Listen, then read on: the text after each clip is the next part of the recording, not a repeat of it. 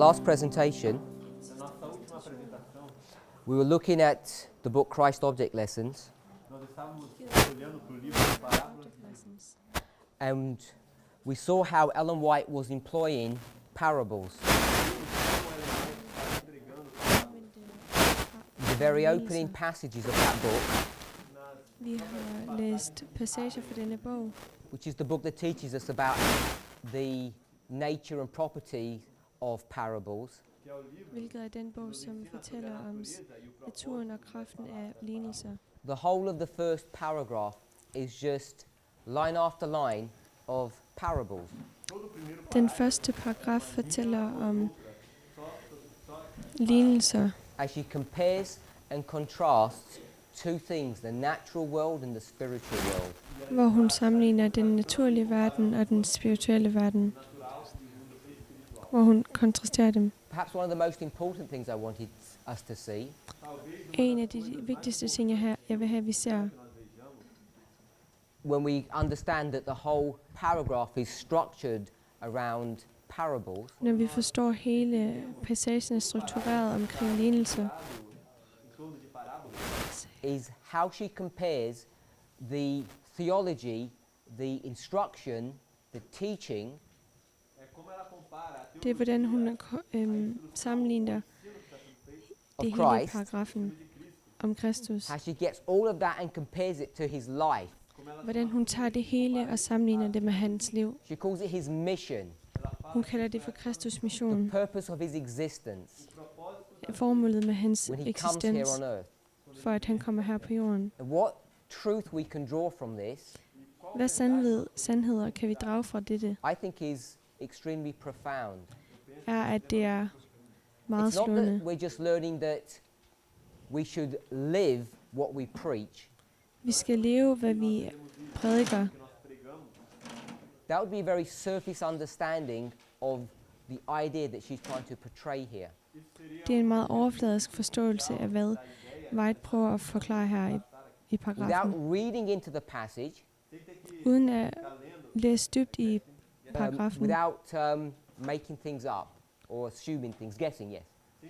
uden at finde på eller gætte på ting, We can read straight from her own words kan vi læse direkte fra ordene, how Jesus teaches using parables, hvordan Kristus lærer ved brug af and his lignelser, very life is a parable. og at hans liv er en lignelse. And it's that aspect that we focused upon. Det er det aspekt, som vi fokuserer på. How can his life be a parable? Hvordan kan hans liv være en lignelse? It becomes clear, I think, Jeg synes, at det er when we det start bliver considering klart, the natural and the spiritual, når vi begynder at tænke over det naturlige og det spirituelle, because they are very similar terms for det er meget, that all of us use. det er ord, When som we er speak meget, about the creation of a new heart, or the Shekinah glory that dwells in the most holy place, Sheklara glory, som all of these concepts or højeste sted. ideas alle disse idéer are really the combination of the human and the divine. er en kombination af det menneskelige og det guddommelige. You can see in the story of the Shekinah Du kan se i historien om Shekinah, that the human is on the outside at det menneskelige er and the udenfor, divine is on the inside where no one can see it. og det guddommelige er indeni, som ingen kan se. But what does it impart to that house Men hvad as tilføjer it det til huset, permeates through the very fabric of that structure? når det gennemtrækker selve strukturen, stoffet? It makes everything about that house perfect. Det gør alt ved huset perfekt. The construction of the house is not only an architectural marvel, Husens struktur er ikke blot arkitektur.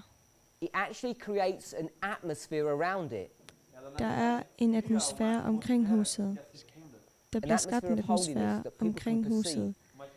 En atmosfære af hellighed. And that simple model of the sanctuary Og det er en simpel model af is the very thing helligdommen. that Ellen White is alluding to here. Det er præcis den ting, som Ellen White hun hentyder til When her. it speaks about the mission of Jesus. Hun snakker om Jesus mission.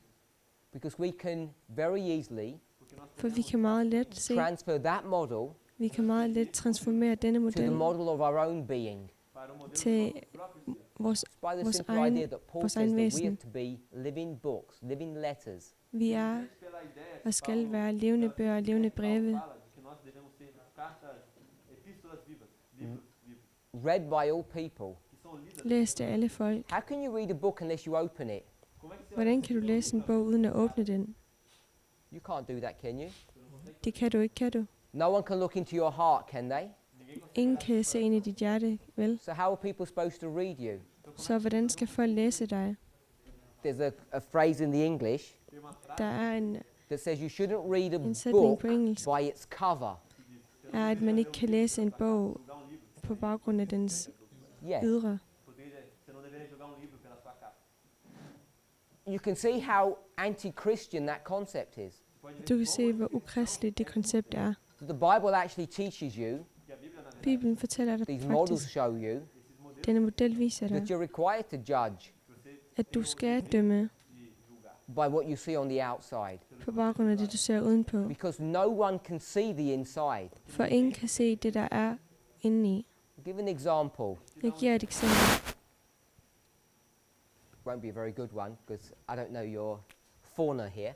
Det er ikke et så godt eksempel, fordi jeg kender ikke til jeres Vegetation. vegetation. I was just going to draw a picture. Jeg vil bare tegne et billede. So this is my bad picture. Så det der er mit dårlige billede. What plant is this? Hvilken plante er dette? Okay, so it worked. Okay, så det virker. So Det er et banantræ. you can tell what plant that is. Du kan fortælle, hvilken plante det er. Now, if I did this, Hvis jeg nu så gør sådan her, what plant is that? hvilken plante er dette? You can't tell. Du kan ikke forklare det. It could be anything. Could be lots of Det things. kan være hvad som helst. Det kan være masser af ting. The point I wanted to see, Så det jeg vil prøve på, I'll do it like this then. If I were to present before you hvis jeg skulle præsentere for jer the roots of one of these trees around us, rødderne ved en af de træer omkring os, except for a few plants, bortset fra the nogle ones that you planter, eat, dem du spiser, the ones that you eat the roots of, dem hvor du tager I'm pretty sure most hvor du of you spiser can't rødderne. identify the plant Jeg er sikker på, at de fleste af jer kan ikke identificere from planten the roots. fra rødderne. I would just to go round the back and chop the plant, and I say, "Tell me what plant this is." Hvis jeg går om bagved og klipper roden af og spørger dig, hvilken plante er You det, can't do it. så kan du ikke forklare, hvad det er for You're not noget. even required to do it, are you? Det er ikke engang nødvendigt, at du kan gøre det. On what basis do you judge plants? På hvilken basis Or dømmer du identify them. planter? Ved at identificere dem. By their leaves Ved deres or blade their fruits? eller deres frugter. By their fruits you shall know them, Ved frugterne skal du kende til det. not by their heart. Ikke ved hjertet. So people develop dangerous ideas. Så folk, de skaber nogle farlige That you're not idéer, able to identify people at man ikke kan identificere folk, because you don't know what's in their heart. for du ved ikke, hvad der er i deres hjerter. The Bible teaches you're not required to know what's in the heart. Bibelen siger, at det ikke er nødvendigt, at du ved, hvad der er i folks hjerter. Remember, Husk, the rules of the spiritual must follow the rules of the natural. reglerne af det spirituelle skal følge de samme regler af det And you naturlige. only know a plant Og du kender kun en plante by what's on the surface. ved det, der er på The overfladen. flower, the leaf, or the fruit. Blomstene, bladet And except under special circumstances where you eat the roots, og i nogle gange kan man spise most of us rødderne. would have no idea of how to identify a plant Mange af os vil ikke vide, hvordan vi skal identificere en plante by identifying the roots, ved at identificere rødderne, because the roots are hidden. fordi rødderne er gemte. It's easy to see when you compare and contrast. Det er nemt at se, når du sammenligner og This is a kontrasterer. satanic attack upon not only God's church, but on the methods that he has given to us, the rules. Det er et satanisk angreb på Guds kirke, ikke kun på, hvordan vi forstår ting, men også, hvordan vi We're lærer ting. persuaded Vi er blevet overtalt that we til, can't make judgments about things at vi ikke kan lave because no dom one knows what's omkring in the ting. heart. For ingen af os ved, hvad der er i hjertet. The natural world teaches you you don't have to. Det åndelige fortæller os, at vi ikke You vil. all know what a banana plant is Vi ved alle, hvad en bananplante er, because you can see it, fordi du kan se den. especially if it had the fruit on there. Især hvis der er frugt på den. And you wouldn't identify it by its stem or its roots. Og du vil ikke identificere den ved selve stammen eller rødderne. Yeah, the trunk.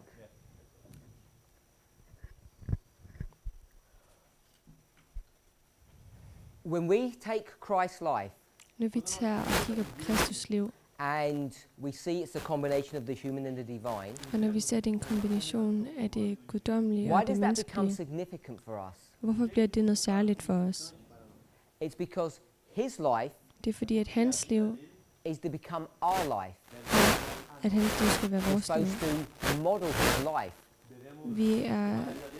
Vi bør And we have modellere so vores liv many efter hans. misconceptions Vi har så mange misforståelser about what his life actually looks like, om, hvordan hans liv egentlig ser ud, hvordan det er struktureret. most of us live defective Christian lives Mange af os lever kristne liv, because we Med don't know what to defekter i. compare ourselves against.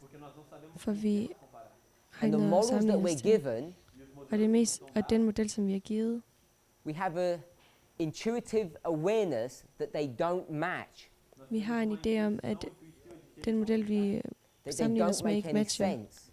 at det giver nogen mening. And because you can't compare yourself to something, Og fordi du ikke kan sammenligne dig med noget, you can't be changed into that thing. så kan du ikke blive forandret ind til den ting. Because the whole purpose of comparing the natural with the spiritual For hele ideen om at sammenligne det åndelige med det naturlige, is that they begin to take the same characteristics, er, at de begynder at ligne hinanden i good or karakter. bad. Sheep are wayward. They do their own things, self-willed. For eller dem, som går deres egen vej, They get easily distracted. de bliver nemt distraheret. They like following leaders, De kan godt lide at gå efter even though lederne, those leaders don't know where they're going, directionless. selvom lederne de ikke ved, hvor de skal gå. De har ingen. All characteristics of Right. human beings.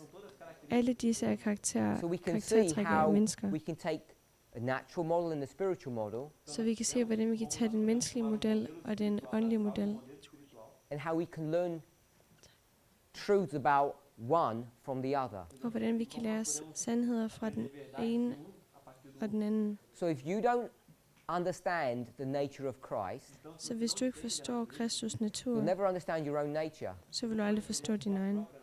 As a person thinks, so are they. Hvad menneskerne tænker på, er de. Wrong thoughts produce wrong actions. Forkerte tanker producerer forkerte handlinger. And the reason we have wrong thoughts Og grunden til, at vi har forkerte tanker, is because we're looking at the wrong thing. er fordi, vi kigger på de forkerte ting. And what thing are we looking at? Og hvad ting kigger vi på? Because we're all looking at Jesus. For vi kigger alle sammen på We're Kristus. just looking at a wrong kind of Jesus.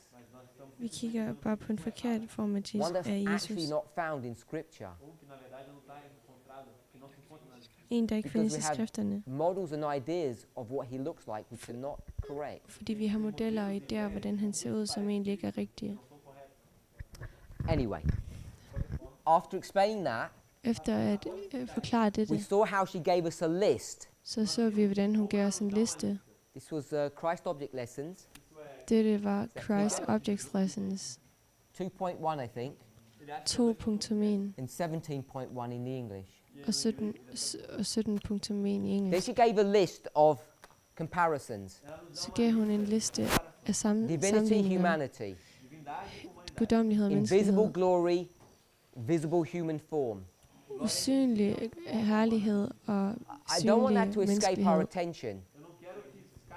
Jeg vil ikke In a congregation like this, I sådan en, we should be able to take this group ved sådan et møde, skal vi kunne tage denne gruppe og dele dem i to.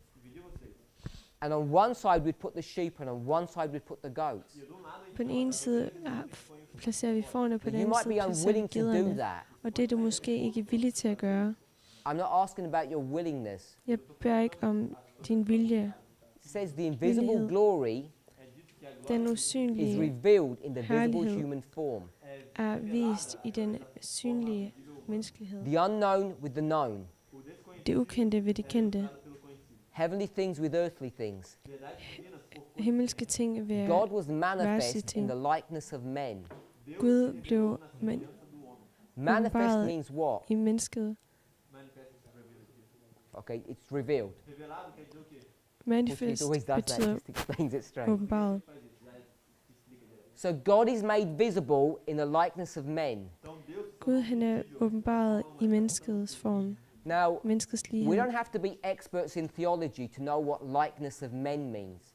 Vi behøver ikke at være teologer for at være eksperter i, hvad det vil sige, at nogen er formet efter that one? mennesket. Human shape? That's fine. It means the same thing. Det betyder den samme ting. In the English, this phrase likeness of men På engelsk frasen in the likeness of men, is a phrase that's used repeatedly i den to frase, explain what Jesus was like when he came to earth. som forklarer, hvordan Kristus han var, da han var på jorden. And it's this vague language Og det er det, of det er det actually what does it mean utydelige if he came sprog, in the likeness. som er, hvad det vil sige, at Was noget he er like man menneskers lighed, in the sense of er similar, mennesket i den forståelse af or is he noget identical? det samme, eller at noget er And ens. what part of man is it talking about? Hvilken del af mennesket bliver der talt om? These arguments have raged through Adventism for decades. Det er det emne, jeg er blevet snakket om i Adventisten How could we, for århundreder. just simple people, Hvordan kan det være, at simple resolve mennesker this puzzle, this conundrum that has confused the brightest minds of Adventism? laver disse puslespil, som... How do we do it? Hvordan gør man det? Through parables. Gennem We lignelser. did it yesterday. Vi gjorde det i går.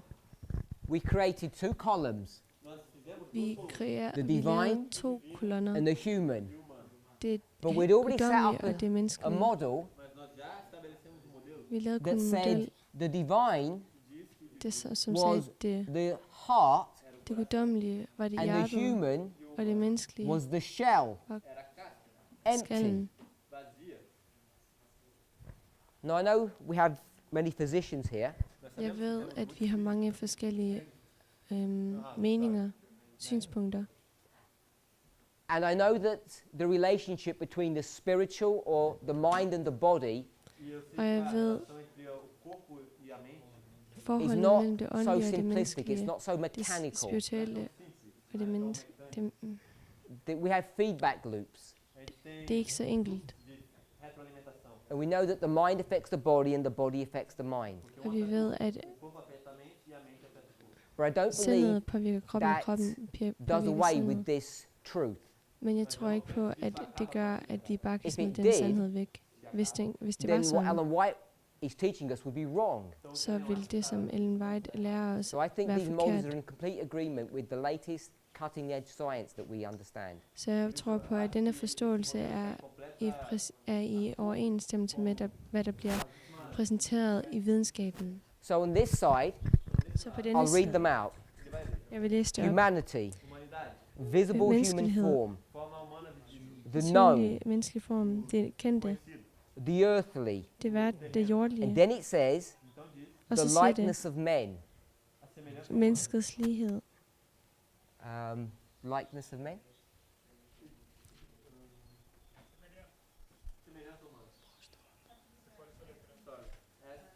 Similar? Er det samme?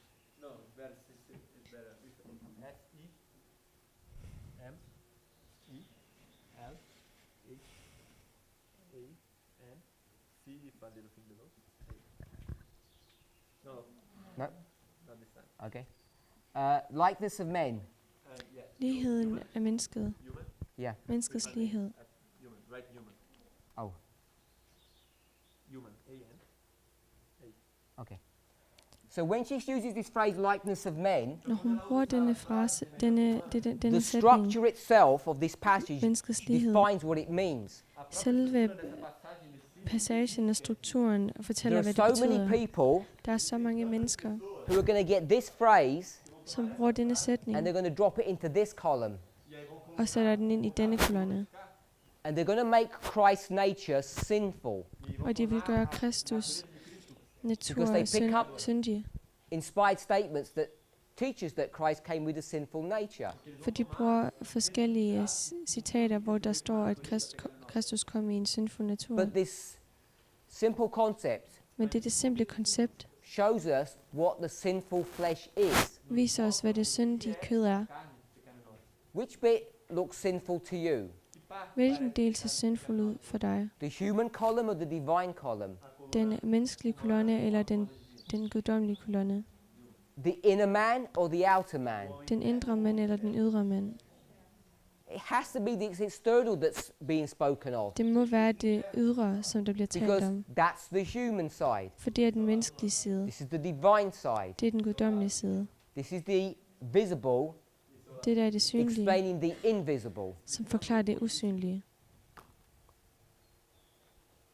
She then switches thoughts and speaks about his teaching methods. Så skifter hun tanke og begynder at forklare om hans måde at lære på. And because his teaching is identical to his mission, Og på grund af hans læremåde er if you have the identisk passage med in hans front of you, what you'll mission. see Men det du vil se er, is that she's forced to use the same phrase. at hun er tvunget til at bruge den samme sætning. She says in the first portion, Hun siger i den første del, men could learn of the unknown through the known. mennesket kunne lære af det kendte Then she says, gennem det ukendte. dropping down a few sentences, the unknown was illustrated by the known. De kunne lære det ukendte gennem det kendte. You can't separate the teaching from the life. Du kan ikke separere læremåden fra livet. Even in the choice of words, she's struggling to develop or give us new words. Ikke engang i ordstrukturen kan man gøre det. Yeah. She just repeats herself. Ordvalget. I ordvalget kan man Next gøre det. paragraph, Hun she gentager blot sig selv. quotes from Matthew 13. I næste paragraf And she citerer says hun there's fra a secret Matteus evangeliet 13. Hun that's siger, der been er en hidden from hemmelighed. humanity, from Der the er en hemmelighed, som er very blevet beginning gemt of fra the world. mennesket, fra verdens begyndelse. And what is this secret? Og hvad er det for en hemmelighed? Let's read the passage. Lad os læse, It's Matthew 13 paragrafen. verses 34 and 35. Matteus 13, 34 til If you 35. have Christ object lessons, we're going to read from that. Hvis man har Christ Object Lesson, så kan man læse derfra. Because she skips a little bit. Men hun springer over en del. She wants to make a point. Hun vil gerne lave en pointe. So we read that? Just the verse. Ja. The scripture says, Alt det talede Jesus til folket ved lignelse, og uden lignelse talte han intet til dem, at det skulle fuldkommes, som er talt ved profeten, som siger, jeg vil lade min mund i lignelse. why is he going to Jeg utter vil truth udsige det, that has som been har været kept skjult fra secret verdens from the very grundvold blev beginning? lagt? Hvorfor er der sandhed, som er gemt fra verdens begyndelse? Why were they not made visible before? Hvorfor er disse sandheder ikke blevet vist før? Synliggjort før? I'll answer my own question. Jeg svarer på mit eget Otherwise, spørgsmål. it'll become difficult. Ellers vil vi komme til andre tanker. The reason it's going to be fulfilled now, Grunden til, at det bliver and the reason opfyldt nu. it's been hidden before, og grunden til, at det blev gemt før, is because not only is Christ going to speak in parables, er ikke blot kun fordi, at Kristus vil snakke i lignelser. he's going to explain them. Han vil forklare lignelserne. And that's the key. Og det er nøglen. The explanation of parables occurs when? Forklarelsen af lignelserne sker It doesn't hvornår? occur in the first or the second or the third generation. Det sker ikke i den første, den anden eller den tredje generation. The explanation of parables only occurs in the fourth generation Forklarelsen af lignelserne sker kun i den fjerde generation, because it's there fordi det er der, that the prophecy is fulfilled at profetien er in opfyldt the final generation. i den sidste generation. It's not that God just suddenly starts speaking in parables. Det er ikke fordi, at Gud lige pludselig begynder at tale i lignelser. He's speaking in parables from the foundation. Han snakker om lignelser fra What's happening now verdens is he begins to explain what those parables mean and the implications of them. fra verdens begyndelse. Han begynder at forklare disse lignelser. That's what I want us to see by this passage. Det er det, jeg gerne vil have, vi ser for denne passage, for denne paragraf. She then continues. Så fortsætter hun. If you have the passage in front of you, Hvis du har paragrafen foran dig, the first compare and contrast is natural things with a medium for the spiritual. den første sammenligning og kontrasterer er naturlige As you ting, go down the list, er mellemmanden for det what you'll spirituelle. notice is she swapped the columns around. Hvis vi læser, vil vi se, at hun bytter om på So in column kolonnerne. 1 Kolonne 1 and column 2, og kolonne 2. paragraph 1, paragraph 2, sorry. Paragraf 1 og paragraf 2, mener jeg. Paragraph 1, Paragraf 1 she has the divine and the human. har hun det In guddommelige og det paragraph 2, menneskelige. Og i paragraf 2, when you can create this list, man kan kreere denne it's liste, the human and the divine. er det menneskelige og det guddommelige. Why would she do that? Hvorfor vil hun gøre sådan noget? Why would she flip them? Hvorfor vil hun bytte om på dem? I'll read them out. Jeg vil læse dem op. Natural, spiritual. Naturlige, åndelige. The things of nature, the life Ting fra experience, naturen og compared to the livserfaring. truths of the written word. Sammenlignet med det ord, som er skrevet. The natural to the spiritual kingdom. Det naturlige til Man, det God. åndelige kongerige. Earth, heaven. Himlen Can we og see they're jorden. swapped round? Kan vi se, So at de she's bytter creating om? a structure for us, Så hun laver en which struktur we would for call os, a mirror. som vi vil kalde et spejl. The biblical or doctrinal term that we use, Det bibelske eller doktrinske I think most of us know, is a doktrinske ord, chiasm. som vi vil bruge, vil være en kiasme. And I want to say Og det, jeg vil sige, er, that chiasms at kiasme really are parables. i virkeligheden er lignelser. Remember the problem that's confronting us, Husk det problem, som vi er konfronteret med, confronting God. som konfronterer Gud. He has to be careful how he hands out information. Han er nødt til at være forsigtig i, hvordan han Information is dangerous. giver information. Det er You farligt. don't want to hand your war plans to your enemy, do you? Du vil ikke give dine krigsplaner til din fjende, vel? That wouldn't be wise, would it? Det vil ikke være særlig klogt, vil det?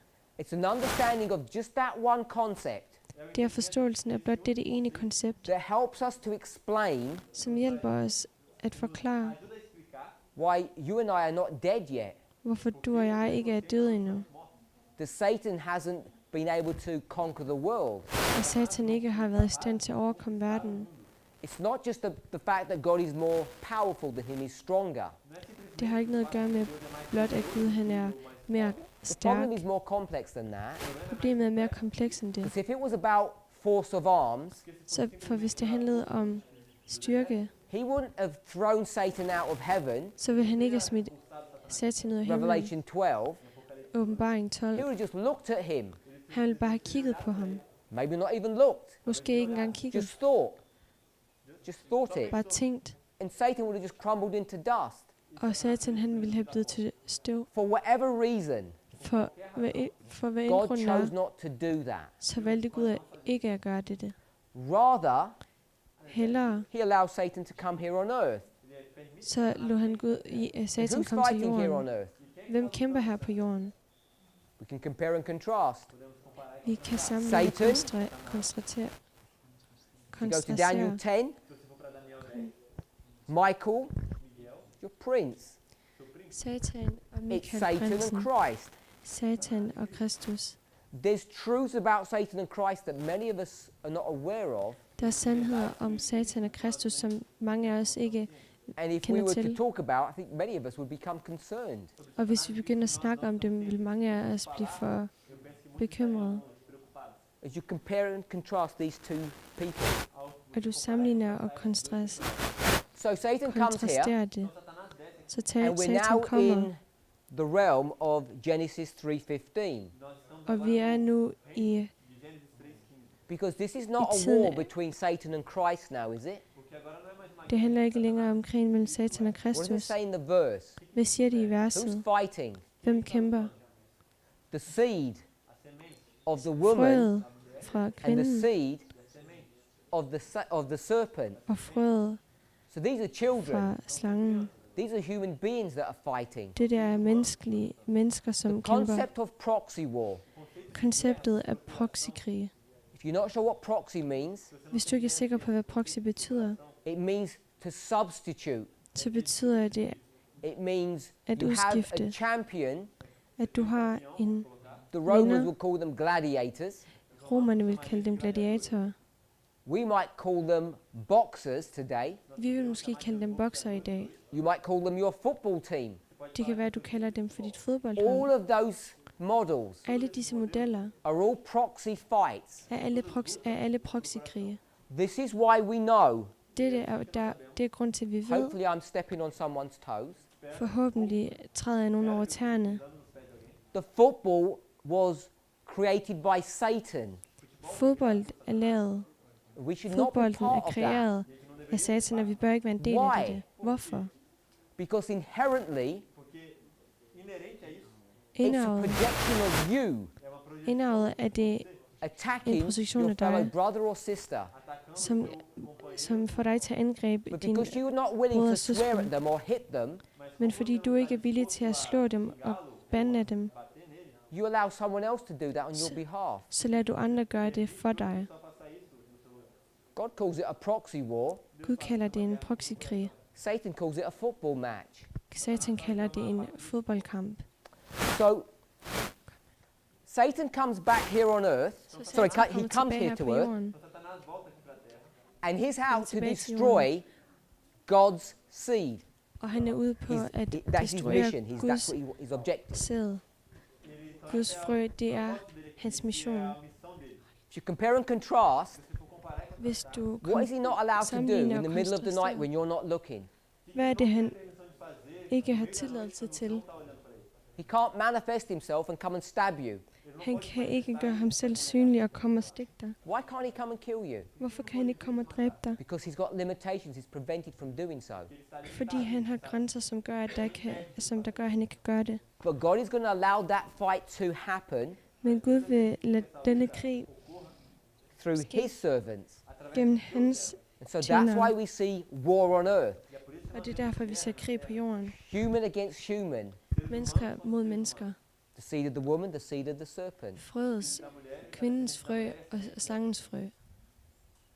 So you all do, or most of you do online banking. Mange af jer har online You banke. have to put your secret codes in to access your account. Du bliver nødt til at bruge dine hemmelige koder for at komme ind på din konto. Just your Google account. Bare din Google-konto. Don't you think Satan knows what your account password is? Tror du ikke, at Satan han ved, hvad din kode er? Din Google-kode er? Of course he does. Selvfølgelig gør So han they're det. looking. De It's kigger, written down. de Why skriver dem doesn't he ned. just pass it to someone, Hvorfor giver han dem ikke bare take til all your nogen money? og tager alle dine penge? Because God will not allow him to do that. Fordi Gud vil ikke tillade, at han gør det. Because we're at a proxy war. Fordi vi er i en proxykrig. Now God's got some plans. Gud har nogle And planer, where are all those plans laid out? og vi har alle disse planer lagt ud, He will hvor do de planer er nothing. udlagt. Han vil gøre No intet. plans without doing what first? Han vil gøre intet uden først.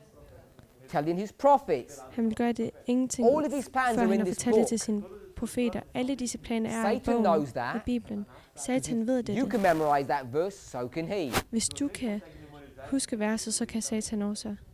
And his agents, Og hans agenter, your counterparts, dine fjender, dine they're all Dine studying their modparter. Bibles. studerer alle Say- Bibelen Master, what does this verse mean? og siger, Herre, hvad betyder dette vers?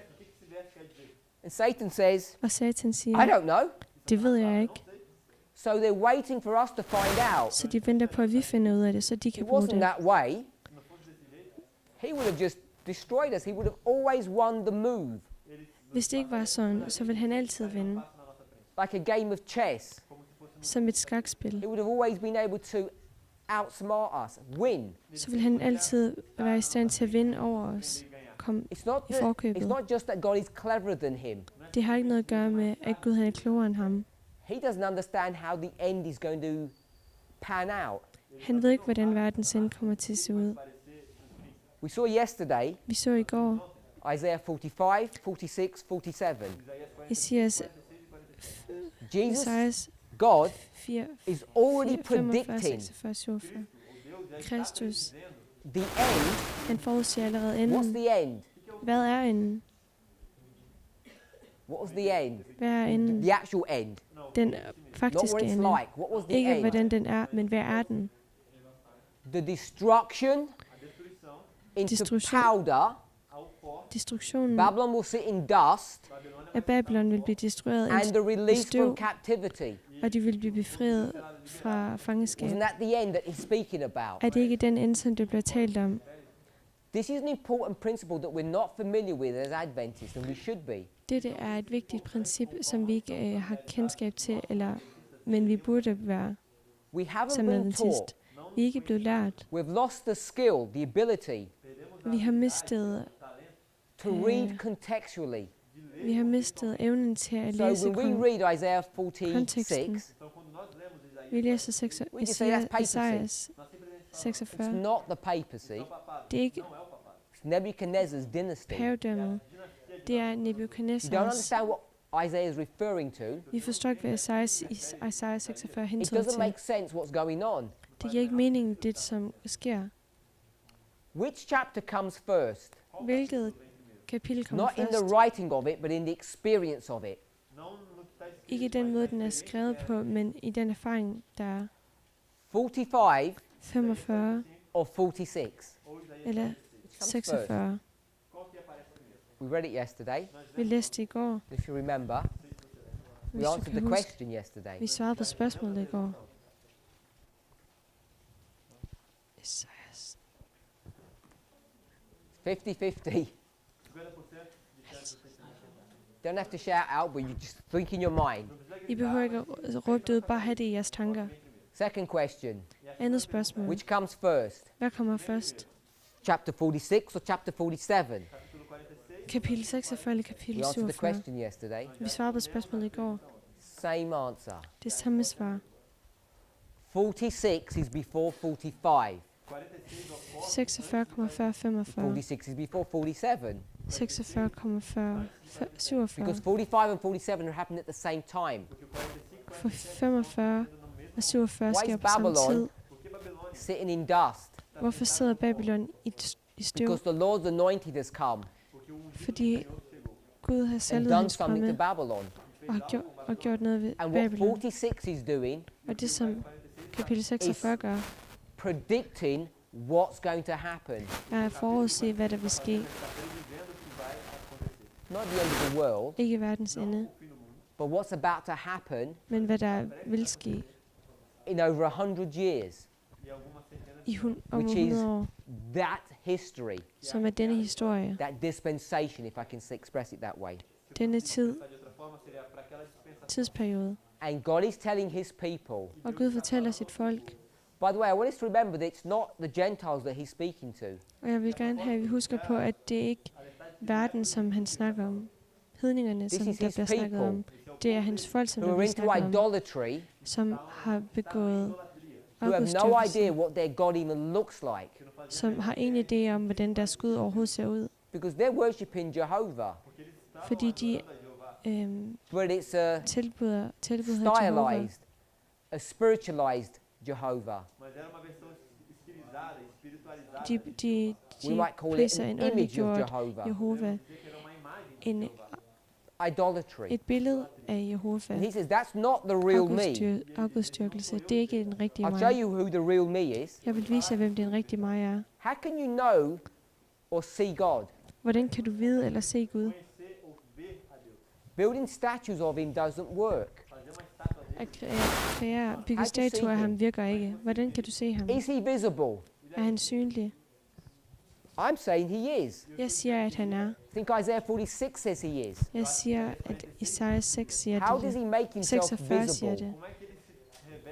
Hvordan kan vi se ham? Hvordan er han synlig? When you see Når du ser external events going on all around you, eksterne begivenheder, som sker omkring dig, when you read the newspaper du læser Or on your nyhederne, phone. eller på din telefon, that Cyrus is about to come, at Pyrrhus er ved at komme, you know du that ved, God is there. at Gud er That der. God has made himself visible.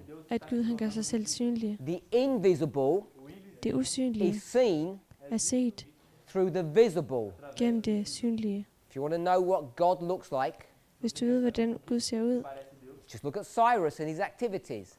så kig på Cyrus, This is the end that's Pyrrhus og being hans referred to. aktiviteter. Det er enden, som bliver And to refereret make til. sure you don't make a mistake, Og for at være sikker på, at du ikke laver en you could make a fejl. mistake. Kunne du lave en fejl? It could be Pharaoh Necho. Det kan være Pharaoh Nico. Why couldn't it be him? Hvorfor kunne det ikke være ham? What's the problem with Pharaoh? Hvad er problemet med Pharaoh? Where does the story begin if we can just jump ahead? Hvor begynder historien, hvis vi bare kan springe i fremtiden? I don't know if we all picked it up yesterday. Jeg ved ikke, om vi alle sammen fangede det i går. I want to mention this because it's an interesting thought, I think. Jeg vil gerne nævne det, for det er en interessant tanke. Synes jeg. It says the beginning Det siger begyndelsen and the end. og enden. God's going to show you the end from the beginning. Gud viser endelsen til dig fra I'm going to begyndelsen. say this is Alpha Jeg siger, at det der er alfa and Omega, og omega. the beginning and the end. Begyndelsen og endelsen. This is Jesus. Det der er Jesus. Jesus is the beginning and the end. Jesus er begyndelsen og enden. What was the beginning? Hvad var begyndelsen?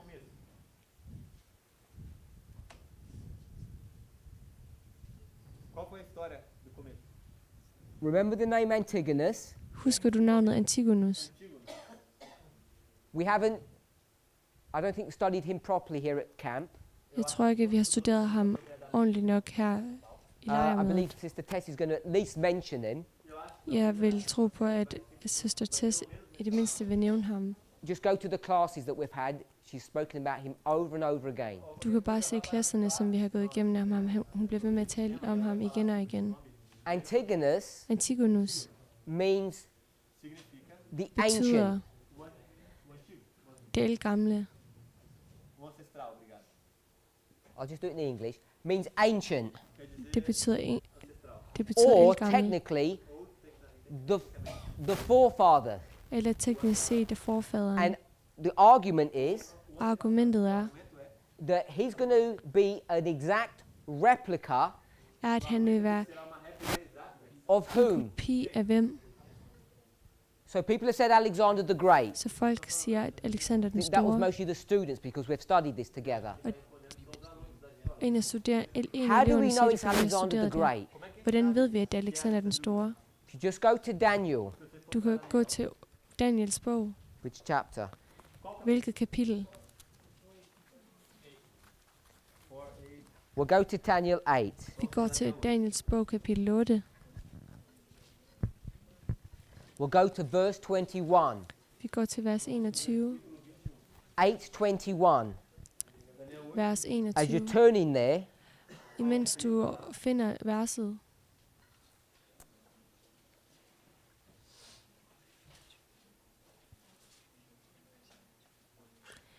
Kapitel 8, vers 21. just go to verse 5, Gå først til vers 5. the last part of the verse. Den sidste del af vers 5. I'll read it so you know where we are. Jeg vil læse den, så du ved, hvor vi The er. goat had a notable horn between his eyes.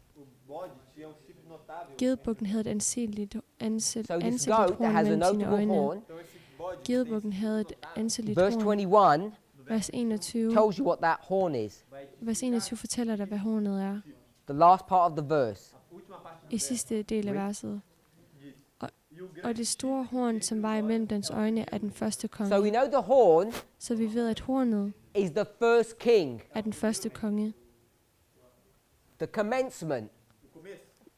So when you have Begyndelsen. Antigonus, Så vi har Antigonus, and he's the same as the forefathers or the ancient, og han er det samme som forfaderen eller det what ældgamle. does that make him? Hvad gør det ham til? It would make him the omega, Det vil gøre ham til which is omegaen, the last, hvilket er den sidste, compared to sammenlignet med, someone else who is the beginning. med en anden en, som er So we're going to begyndelsen. take that concept Så vi tager dette koncept, and we're going to bring it here og vi bringer det herover, because we've got the beginning and the end, fordi vi har begyndelsen og endelsen. alpha and omega. Alfa og omega. Must be the same. Det må være det samme. So where do you see a story Så når vi ser en historie, that God is going to destroy a nation, at Gud han vil destruere en release nation, his people befri sit folk, who are in captivity? som er i fangenskab. What story is that? Hvilken historie er det? So I'm going to call it Egypt. Så jeg vil kalde det for Egypten. Story of Moses. So it's a story of Moses Egypt. historie. Det der er Egypten. So here you are, Så her er du. a long time before Lang tid the før. end. You're here. Enden. Du er lige her. What do you think the end is going to look like? Hvordan tror du enden ser ud som? What would you expect? Hvad vil du forvente? You'd expect it to look like Egypt, wouldn't you? Du vil forvente at So enden the ser ud som foolish Egypten. Israelites, Så alle israelitterne, when I say foolish, I var mean in the tåbelige, terms of Daniel 12 verse 10, bruger kapitel 11, vers 10, in the terms of Matthew 25 i forståelsen af verses 1 to Matthæus, 13. Matthæus, The wise and the foolish. Matthæus 25, The foolish 1 being til the 13. wicked. De And what tåbelige, don't som the er de onde. wicked, what are the wicked unable to do? Hvad er de onde ikke i stand til at gøre? Daniel 12:10. Daniel 12:1. They cannot understand. De What forstår can't they ikke. understand? Hvad er det, de ikke kan forstå? How to treat their children, Hvordan de skal behandle deres børn? how to earn a living, Hvordan at tjene penge? how to be competent in their secular affairs. Hvordan de kan være kompetente i deres No. They don't værtslige understand affærer? Nej, the de fulfillment forstår of ikke, prophecy. hvordan profetien So bliver the opfyldt. fool, Så de er those foolish tåber, virgins, those foolish Israelites, de tåbelige they're israelitter, going to expect de vil forvente, that this is going to be Egypt. at det vil være Egypten. So what do they keep on doing? Så hvad bliver de ved med at gøre? They keep on getting help, De bliver ved med at få hjælp, support from the støtte Egyptians. fra Egypterne. They think the fulfillment of this will be Egypt. De tror, at opfyldelsen af profetien vil være It's Egypten. easy to get this wrong Det er nemt at få det til at få det if you forkerte don't see svar, the characteristics. hvis du ikke ser karaktertrækkene, So we know karakteristikerne. that Så this vi is ved, Babylon. at det der er Babylon.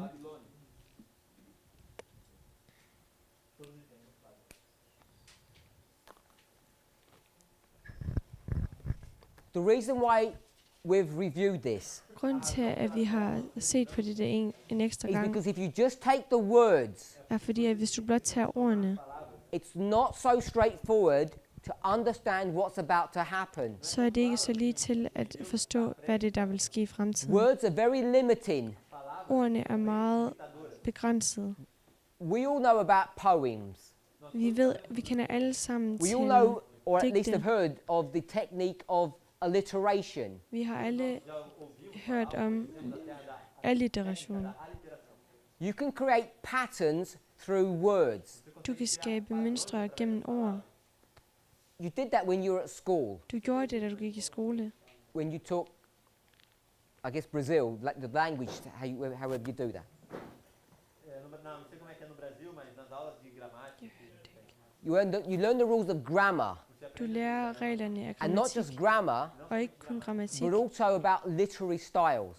men du lærer også om litterære måder. And the reason we Stile. learn those things, Og grund til, at vi lærer disse ting, like rhyming words, ligesom rimeord, is because they have truth that's encoded in that passage, er fordi, at de har sandheder indkodet i and disse the encoding paragrafer, i disse passager, og i is denne not in the indkodning words. er det ikke indkodning er ikke i only. ordene alene. It's found where? Det er også fundet hvor? In the structure I strukturen or the style. eller stilen. Hopefully we can see what I'm saying. Forhåbentlig kan vi se, hvad jeg mener. If you were to take these first two paragraphs and just read them as they're laid out in your phone, Hvis du vil tage disse første paragrafer og læse dem, som de or er printed in a udlægget book, i bogen, it's not that easy to Eller i den- notice it. i den rigtige bog, så er det ikke nemt at se. But if you start studying Men hvis du begynder at in studere the context of that, i I konteksten mean, if you af, start searching for patterns, jeg mener, at hvis du begynder at lede efter mønstre, what you notice så vil du opdage, is in paragraph 1, it's I divine paragraf and 1. human. Paragraph 2, it's human and divine. at i paragraf 2 er det menneskelige og det guddommelige. Creating a pattern or a structure. Der vil man kunne skabe en, Because she wants et to mønster put eller a signature behind this. eller en struktur, fordi at So this grund af is a dette, chiasm. dette er en kiasme. Q.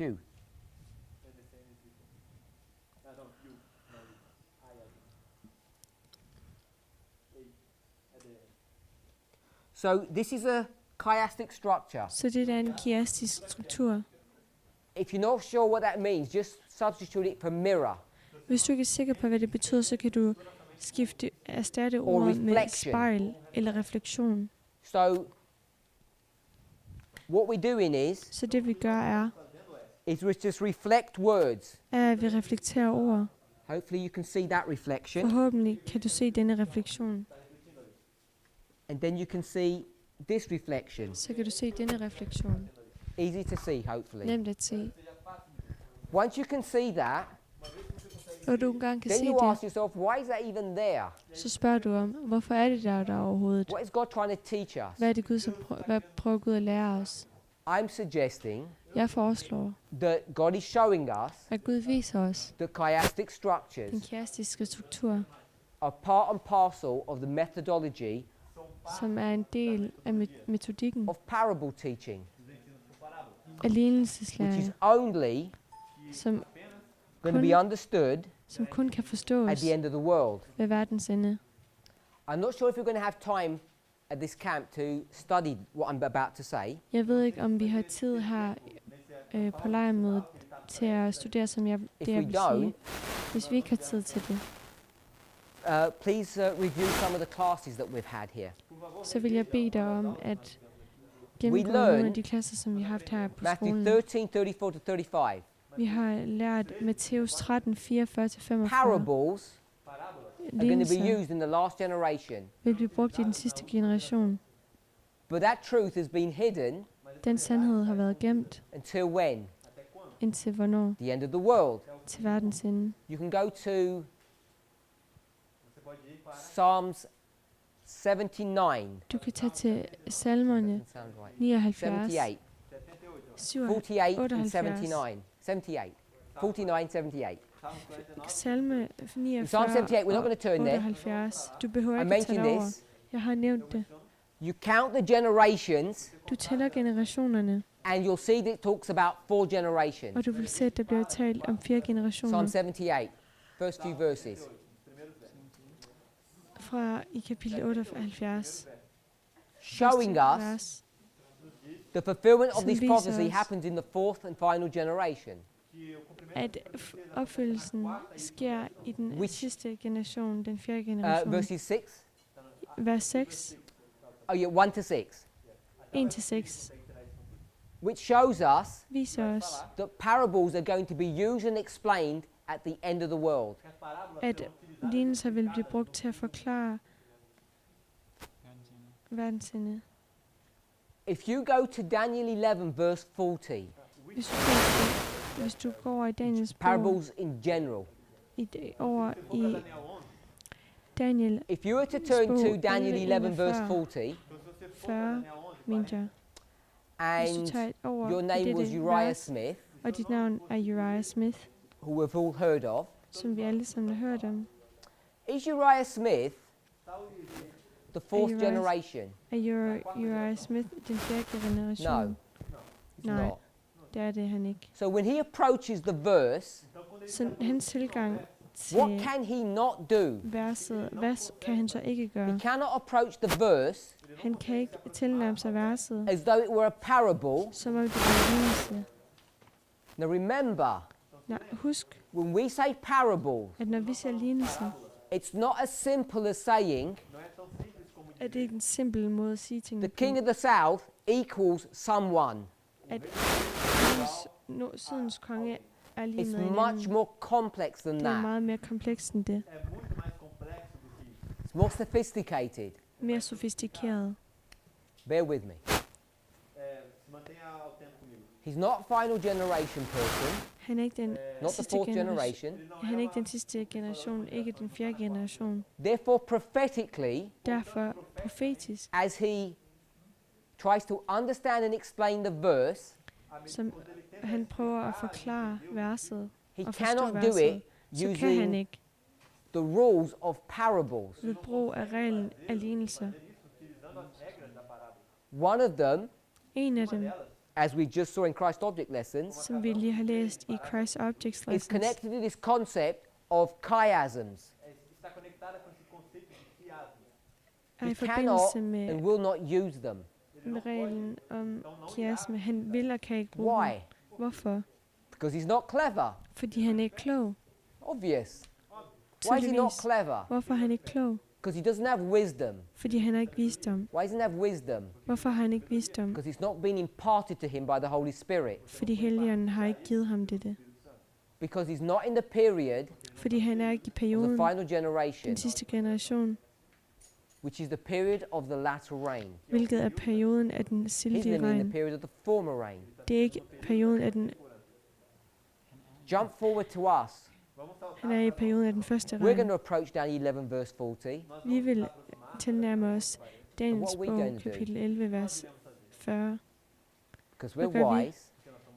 We're going to recognize it's a parable. Vi vil se, at det er en We're going to deal lignelse. with it as a parable. Vi vil arbejde med den som det er en We're going to lignelse. recognize a chiastic structure.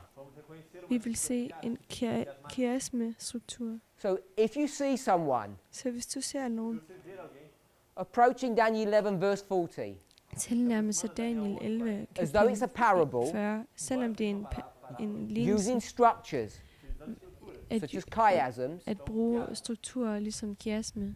what are you seeing? Hvad er det, du ser?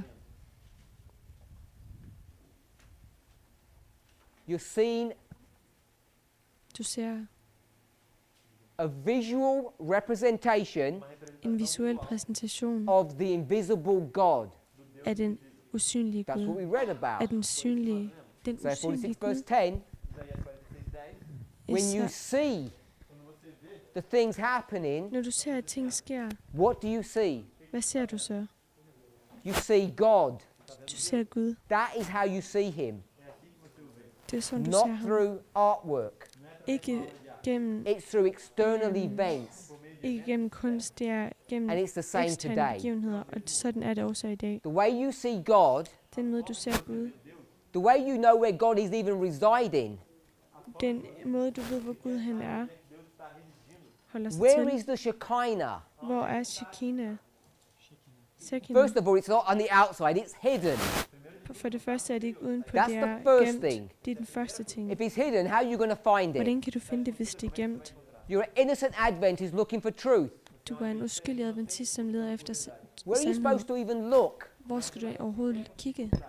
You have to go and see Du bliver nødt til at gå og se, who's using parables, who are hvem der explaining bruger them, lignelser, og hvem and der those forklarer dem. parables Og disse are lignelser not some kindergarten childish game er ikke noget barnagtigt, that you nogle can start barnagtige saying lege. Egypt and Egypt. Du kan sige Egypten.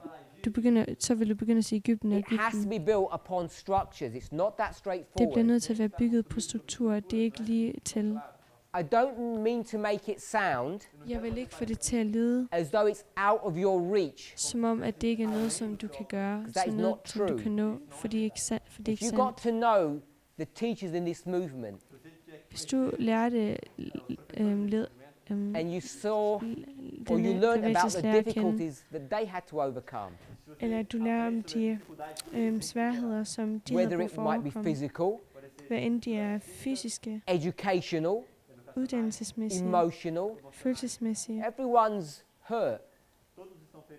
So don't think there are people who have got an Alle er advantage. Så tro ikke, at vi har en fordel. It's the work of the Holy Spirit. Det er Helligåndens arbejde. And if he can speak through a donkey, as they say, he can speak through you. Hvis han kan tale igennem et æsel, så kan han også tale igennem dig. All of us Alle af os are more than welcome by God er mere end velkommen af Gud to work in his vineyard. til at arbejde i hans vinmark. Coming back to Christ object lessons, Vi vender tilbage til Christ Objects Lessons. we created a structure here. Vi skaber en struktur her. I want us to really internalize Jeg vil gerne have, at vi Realmente internalizemos before we leave this week internaliserer, før vi efterlader, that we can't just focus upon words. at vi ikke bare kan fokusere på ord. focar em palavras. You have to also focus upon the structures that are made visible to you. Vi skal også fokusere på de strukturer, som bliver synliggjort for os. And it's a combination of the two that Og det- brings out light. Og det er kombinationen af det synlige og det usynlige, som giver lys. I want to skip down to page 20 now Jeg vil gerne gå ned til side 20 in the nu English. i engelsk. Probably, I don't know, maybe Den about engelske page version. 5, somewhere like that. Por volta da página 5, aliás. Punktum 2. Christ Objects som 20.2.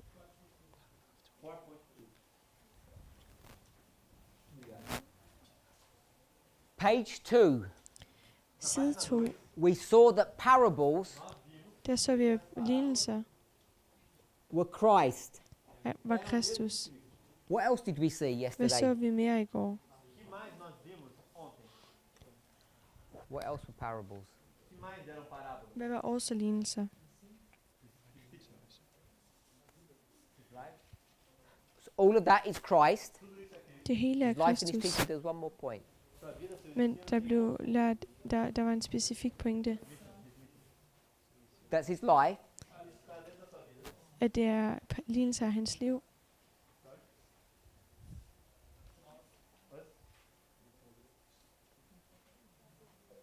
What's the question? We're going to develop Vi vil udvikle a list of things that parables are. en liste af ting, som lignelser er. And I asked, parables are this, and parables are what else? Og jeg spurgte om, at lignelser er dette, og hvad ellers det er det. Thank you. Det evige evangelie. Remember? Husker, It was his mission, det var hans but I mission. wanted us to pick up that word, everlasting gospel. Men jeg vil gerne finde det ord. Det evige That's what evangelie. parables are. Det er det lignelser er. Det evige evangelie.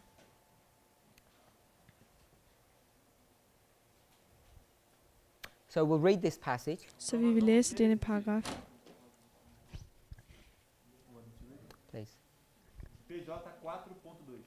Na primeira I parte, den tidligste del af hans falar a Cristo ao povo com palavras tão simples gerninger que todos os seus ouvintes talte Kristus til folket i rene ord, så alle hans hørere kunne forstå de sandheder, som skulle gøre dem kloge til frelsen. Men i mange hjerter e ouvido não ouvem, nem compreendem, porque o var, coração desse povo está for hjertet var sandheden ikke gået ind, endurecido com seus ouvidos og den e fechou havde hurtigt blevet taget væk. Der fortæller jeg til jer i lignelser, sagde han, for dem, som ser, ser ikke, og dem, som hører, hører ikke, og de forstår heller ikke.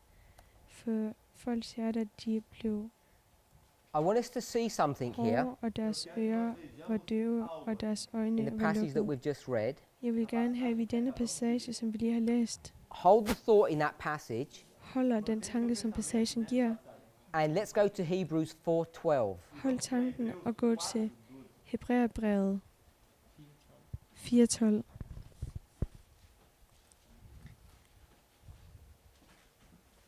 Hebrews 4:12. Hebræerbrevet 4:12.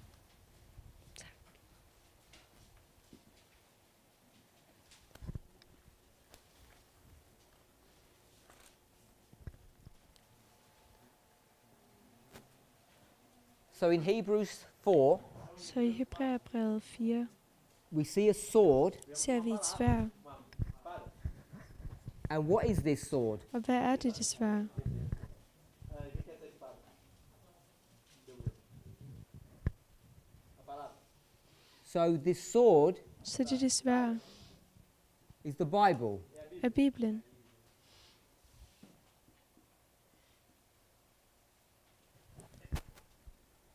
What kind of sword is it? Hvilket slags It sværd er says it's det? got two edges. Der står, det er tvækket. And not only does it have two edges, Ikke kun er det et tvækket it sværd, has a point at the end. den har også en spids ved enden. So it's able to do two things. Så den er i stand til at gøre to ting. It's able to penetrate, Den er i stand til at penetrere. and then what is it able to Og do? hvad er den også i stand til? Divide. Now, if I had a Adskille. needle, Så hvis jeg har en nål, Sister Tess spoke about a needle. jeg synes, det test What is a talte om needle able nåle. to do? Hvad er en nål i stand til at gøre? It can pierce. Den kan Can it divide? gennemtrænge, den kan ikke No, because it doesn't have an edge. fordi at den har ikke And there are many nogen sider. knives or swords that cannot pierce. For der er mange knive og sværd, som ikke kan stikke, som ikke So kan it has- penetrere. The ability to do two things. Så den er i stand til at gøre to ting. Espadas que não conseguem penetrar. To pierce Gennemtrænge and then to divide. og derefter separere. Now when it says pierce, Então, quando diz penetra, Når I det want siger us to gennemtrænge, think- så vil jeg gerne have, at vi tænker a scalpel blade. en skapelkniv. bisturi. Ah, de bisturi. So a scalpel En skapel is able to pierce through your body kan gennemtrænge din krop and cut you open. og skære That's dig what åben. that piercing is. Det er det vil sige er gennemtrænge. It's able to open up what's on the inside Den er i stand til at åbne det, som er inde i. to make it what? Para fazer o quê? Til at gøre det hvad? To make it visible. Til at gøre det synligt. Could call it heart surgery. Pode falar que é uma cirurgia. Vi kan kalde det for hjertes. It's able to pierce through kirurgi. your rib cage Den er i stand til at gå igennem din brystkasse and make what is invisible suddenly visible. og gøre det usynlige synligt. What does that sound like? Hvad lyder det som? What has the power to do that? Hvem That har makes kraft til at gøre invisible det, things visible. til at gøre det usynlige synligt? Parables. Lignelser. It doesn't say parables here, it says it's the word of God. De siger ikke lignelser her, men de siger i stedet for Guds ord. So I want us to see when it says to pierce, Så jeg vil gerne have, når det står gennemtrænge. if you go and check what the concept of that word is in this context, Vi bør gå og se, hvad it means to konceptet betyder, at penetrate. denne sammenhæng betyder. Det And it's not betyder just at like a stab gennemtrænge. wound. Det er ikke bare at stikke nogen, så de får et sår. It means to cut something open, Det vil sige at skære noget åbent. like surgery. Ligesom, And then what's he going to do Operationer. afterwards? og hvad vil han gøre What do efter? surgeons do? Hvad gør They open you kirurger? up, and do they start poking around? De vil begynde at stikke. Of course Åbne they dig don't op og do that. stikke der. Det vil de ikke gøre. What's the purpose of surgery anyway? Hvad er formålet med It's to Med cut something operation. away, isn't it? det er at skære noget væk. Whether it's a tumor Og men det er en tumor or fat deposit, eller nogle it's to fedmedepoter. separate things. Det er at separere ting. So it's this twofold work. Det er tofoldige arbejde. You cut open a human being Du skal åbne et to make menneske visible what's invisible, for at gøre det usynlige synligt. and then what do you do? Og hvad gør du så? Então, o que você faz? Once you've made this ugly thing visible, Så snart du har gjort denne grimme ting synlig, you separate it, don't you? du separerer It det. says- Gør du ikke? To divide asunder. Der står, at What are you dividing asunder? hvad er det, som du separerer fra hinanden? What? Ah, o que você está dividindo? Hvad gør du? It says in the verse, Det står i verset. soul alma and Så spirit. sjæl og ånd. What is spirit? Hvad er ånd? Human or divine? é humano e Menneskeligt eller guddommeligt? Divine. Guddommeligt. Man became a living o homem se tornou uma alma. soul. Mand blev en levende sjæl. Soul is what? Sjæl er hvad? Human or divine? Humano ou divino. Menneskeligt eller åndeligt? What is the word able to do? Menneskeligt eller guddommeligt. Hvad er ordet i stand til at gøre? O que a palavra er capaz de fazer? First to make visible, Først at gøre synligt, and then to separate og derefter separere humanity menneskelighed from divinity, fra guddommelighed. creating two groups. Criando dois grupos. Skabe to grupper. So if we come to our passage, Så hvis vi kommer til vores paragraf, the reason why he's speaking in parables grund til, at han taler i lignelser er, is because parables have the ability fordi at lignelser har to create two Evnen til- classes or two groups. at skabe to klasser eller to grupper. You ever heard of that before? Har du nogensinde hørt om det før? Something, something, something Noget og noget Tal coisa. is able to create two groups er i stand til at skabe to grupper, and then identify who they are. og derefter identificere, hvem de er. What was that? Hvad er det for noget? The everlasting gospel. Det Right here. evige evangelie. But what is the everlasting gospel? Men hvad er det evige How evangelie? does it do that work? Hvordan gør den det der arbejde?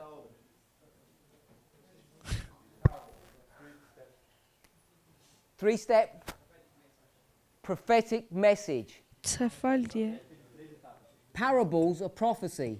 prøve. Trefoldig prøve. En trefoldig test. Eh? En profetisk trefoldig prøve. En Everything you've ever learned in profetisk this test. message, Alt det, som du har lært i det budskab. Já ouviu nessa mensagem? everything you're about to learn in this message, Alt det, som du er ved at lære i budskabet. all revolves around this concept or idea of parables. Handler Girando ao redor desse conceito. handler alt om lignelser. This is not some latest, brand new elixir, Det er ikke, like det er ikke den sidste foolish nye medicine elixir. that people drink and they think it's going to cure. okay, elixir. Isso aqui não é elixir mágico que acabou de ser inventado, o último. I don't want us to run away Eu não quero que a gente Jeg vil ikke have, at vi løber væk and say diga. every second word parable. og siger hver andet ord lignelser. This is a discussion for mature Christians Dette er en diskussion for who are begge about to reach the kristne. end of the world. Estão prestes a chegar no fim do mundo. Modne kristne, we som er need ved to at komme til do- verdens ende, Precisamos fazer Is to understand Det, how vi har to brug for read at gøre. correctly. er at vide, hvordan vi And skal that's læse what this korrekt. concept of parables are teaching. Dette er, hvad konceptet af lignelser fortæller Which os is om. why I've tried to explain it using different phrases, Og derfor har jeg prøvet at forklare det til jer ved at bruge forskellige sætninger. juxtapositioning, compare Juxtaposition, and contrast, sammenligning natural and spiritual, repeat and repeat. repetere All og of these are forstørre. are phrases that conceptualize or talk of the same thing. Alle disse er for at konceptuelt. Everywhere you look, para onde quer que você olhe. whether it's Jesus' teaching in the Gospels, Hvor end du kigger, om det er Kristus whether it's his lærdom life in the Old i Testament, hans ord eller hans liv, whether it's the Gospel in Genesis 3, hvor end det er det evige evangelie i, whether it's the prophetic Første message of Mosebog. Daniel 8:14, eller det er budskab fra Daniel 11, 15. what connects all of these O que conecta Hvad is a unifying Forbinder alle disse methodology, ting. er en dia unificadora, a way of understanding inspiration metodik uma maneira for at forstå inspiration, that we call parables. que nós chamamos de parábola. Let's pray. kalder vi lignelser.